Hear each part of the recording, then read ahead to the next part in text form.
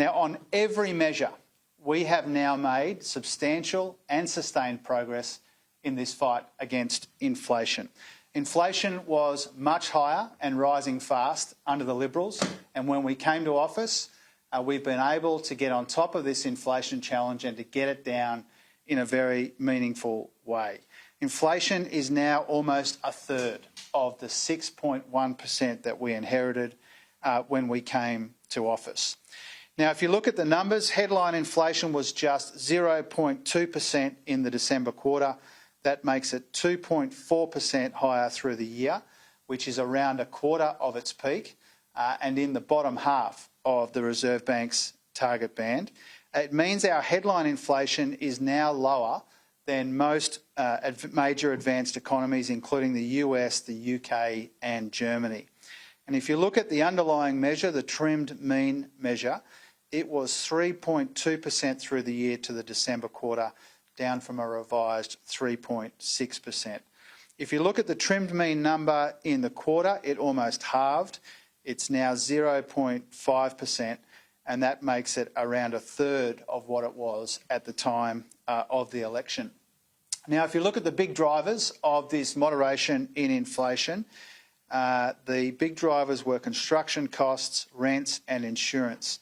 And that, I think, is quite an encouraging sign that inflation is moderating more quickly than anticipated, even as recently as the forecast that we released in December. So these numbers are better than the market expected, and they are lower than the forecasts for inflation. And both of those developments are very welcome. Now, Australians collectively can be really proud of the combination of developments that we have seen in our economy in recent times. Inflation is down, wages are up, unemployment is low, and 1.1 million jobs have been created during the course of this Albanese Labor government. Now, the soft landing that we have been planning for and preparing for is now looking more and more likely. Many countries around the world have paid for this kind of progress on inflation with much higher unemployment or with negative quarters of economic growth. What Australians have been able to achieve is an economy where growth has continued to tick over, albeit slowly, where unemployment has stayed incredibly low, jobs are being created, wages are up, but inflation is down considerably, and we see that in the numbers again today. Our cost of living pressures aren't disappearing, but they are easing. We know that the fight against inflation is not yet over, but these are incredibly encouraging signs that we are getting on top of this challenge in our economy. The worst of the inflation challenge is now well and truly behind us, and that's one of the reasons why we are confident but not complacent about the economy in the year ahead. Now, we know that our political opponents will try and dismiss and diminish what Australians have been able to achieve together in their economy. We know that Australians are doing it tough.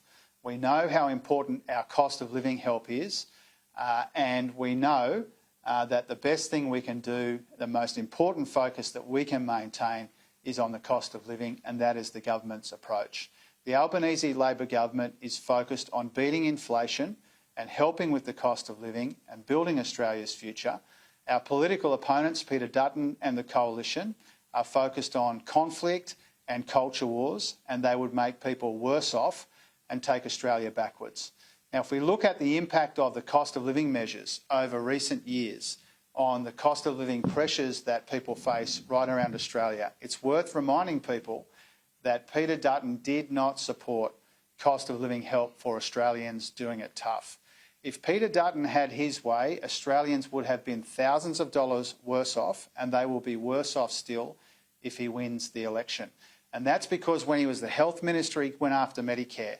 Coalition governments want lower wages, not higher wages, and he will push up electricity bills with his nuclear insanity that he has been trying to foist on the Australian people. So the choice and the contrast is very clear. The biggest risk to inflation and the cost of living and the economy in 2025 is Peter Dutton and a coalition government.